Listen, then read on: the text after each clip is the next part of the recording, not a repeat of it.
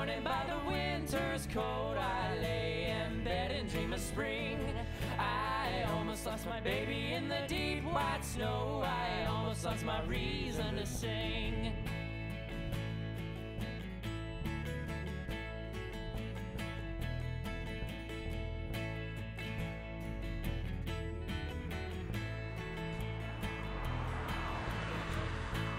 Oh my, my, oh me, me, you don't need to go down to Tennessee. Just take a walk around your neighborhood. Go home and eat some of Mama's food.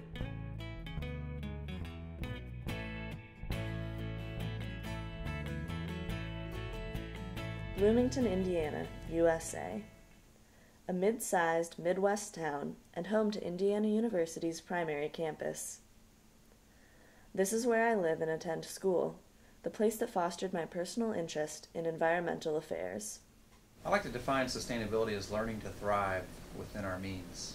The word thrive, I think, is important because too often people get the idea that sustainability is about sacrifice and doing without and having a lesser quality of life, where I would argue that the things that we need to do to become more sustainable are things like enjoying a farmer's market, riding our bike instead of being in our car, and these things that get us closer to an authentic life, closer to nature, closer to each other, closer to our food. There is no real dividing line between campus and community. So I think it's important when you talk about issues of sustainability that you have to get into the community and find out what the community issues are and what the opportunities are in the community to collaborate and to make not just the campus system stronger, but the community system stronger. My name is Stephanie Solomon, and I'm the Garden and Nutrition Coordinator with Mother Hubbard's Cupboard. We are a large local food pantry, but we also focus on garden and nutrition education. We believe in a community where everybody has access to healthy food. We as a food pantry have more of a focus on education so that folks who are struggling to get by know that it's possible to grow their own food. The garden program couldn't function, I don't think, without being as large as it is, without student help.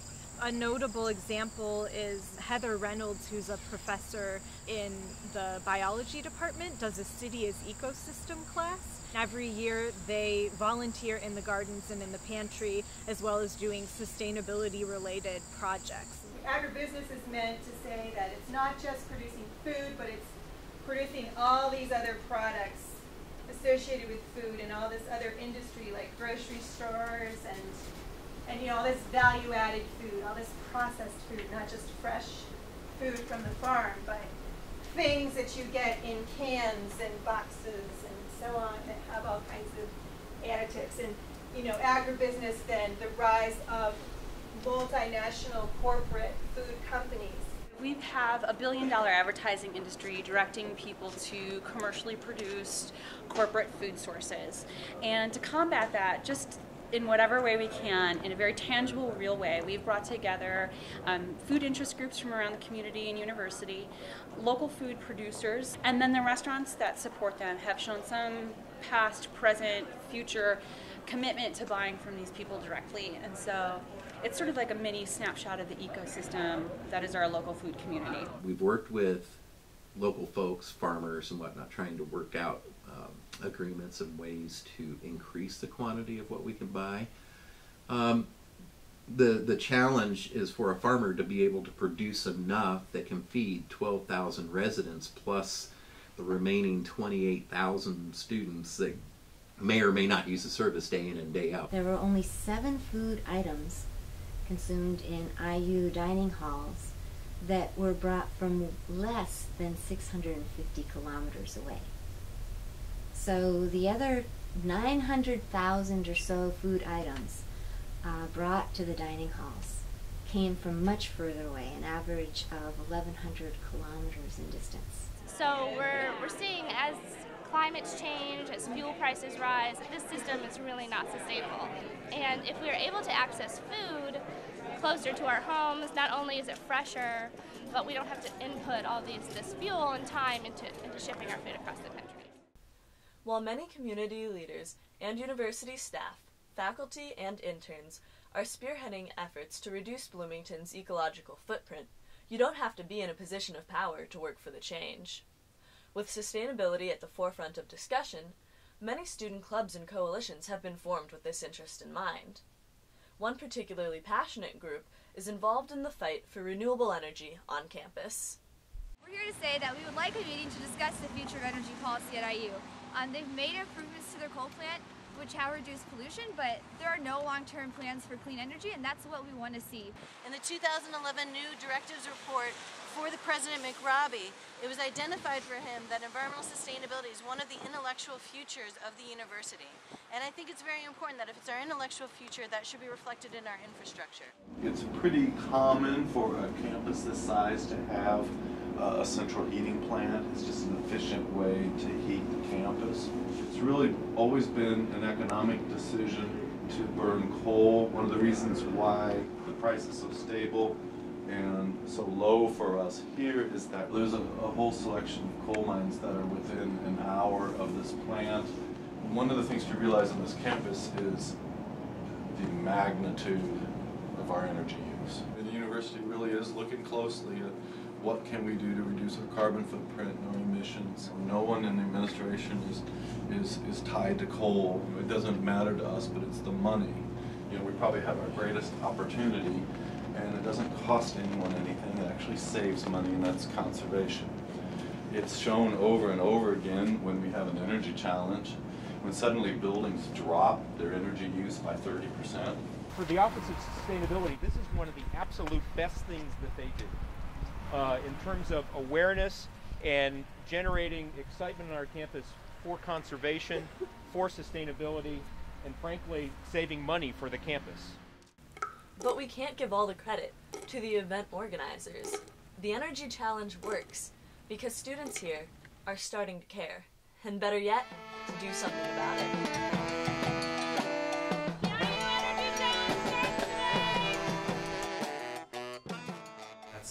Been done 5 times now. It's a 1-month challenge to see who can save the most energy and water based on their own history in their building. And this past time around, we've had over 6 million square feet of buildings. We had 27 Greek houses. We had all of the residence halls. We had 19 major campus buildings. Over time, we have saved 3.5 million kilowatts of electricity and 6.5 million gallons of water just through this activity on the campus. Buildings have a huge impact on our energy use, and we can take advantage of the fact that there are many things we can do with our existing buildings to lower our footprint. The Office of Sustainability is embodying this perspective with the creation of eHouse, their official office building, conference space, and net zero renewable energy experiment. One well is here and one well is about 15 feet away from that. So there's some separation so they're not interfering with each other, but you can see that this is a very tight location to get a drilling rig in, low wires, and very little area to actually put the geothermal system in. So this shows that even in a very space-limited location, you can get a geothermal system in if you go with the vertical boreholes. So here you have a variable speed heating and cooling system, and there's a condenser in here that is able to pull the heat out of the earth in the wintertime and then eject the heat into the earth in the summertime. And we're utilizing an existing home, so we're not building anything new. We're preserving the embodied energy and the materials that are here and utilizing an existing space and making it more efficient. So if we're successful here and we make this a net zero energy building, it'll be the first net zero energy historic building that I'm aware of in Indiana. We're able to monitor the production of the photovoltaic system here. We also have an e-monitor system that allows us to show how much electricity we're using in the building. And our goal here is that we would balance our use with our production for over the year. We use energy for almost everything. Clearly, here in the United States, demand for energy keeps going up and up and up. And that is completely related to our dependence on fossil fuels, which from any human time span, that's non-renewable. And it's getting more and more difficult to get out and more expensive. But certainly in the United States, we're using a lot more energy and that is coming at environmental costs, and it may even be coming at social costs that are hard for us to analyze or wrap our minds around. Oil is the master resource. It alone makes up 40% of the net energy of society. But because of its role in transportation and equipment, mining equipment, farming equipment, it affects almost everything. Plus, it's a master resource in terms of organic chemistry. So all sorts of products come from it. Most household items either contain small amounts of petroleum or used fossil fuels during production and transportation to your home. We throw away all this embodied energy every time that we take out the trash. Senior John Hagman decided to do something about it with his IU Office of Sustainability internship. So we have volunteers out here every home football game, distributing bags to fans for recycling, educating fans on what they can and can't recycle. We have volunteers who come through and collect those bags. Most of the trash produced at a tailgate is recyclable, such as the plastic red Solo cups you see, the beer cans scattered to the ground. All these things are recyclable. So the community organizations that pick up on Sunday morning will be collecting predominantly recyclable items. The games vary in time. We could have a 7 o'clock game that gets done at 10 o'clock, and it's impossible to clean up trash during nighttime. So there's a lot of logistical issues involved with that. So Sunday morning is a time that we'll always be able to do, and it's also supporting other organizations as well.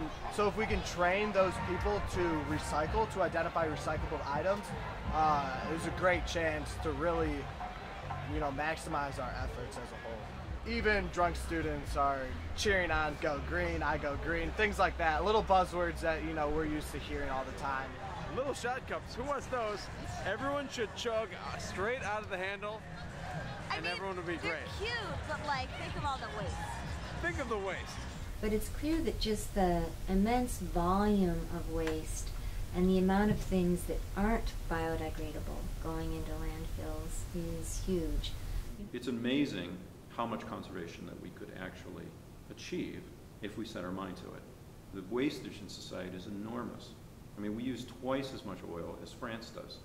But I'd argue that most people in France don't live poor quality of life than we do. But they use half as much. We have to decide how much effort we're going to put into making a conscious and dedicated effort to reducing that kind of waste. Efforts to recycle are always helpful, but it still takes large energy inputs to convert items into new materials. Reusing is an even more environmentally friendly way to turn objects from trash to treasure, and the Hoosier to Hoosier community sale is a testament to how successful this can be.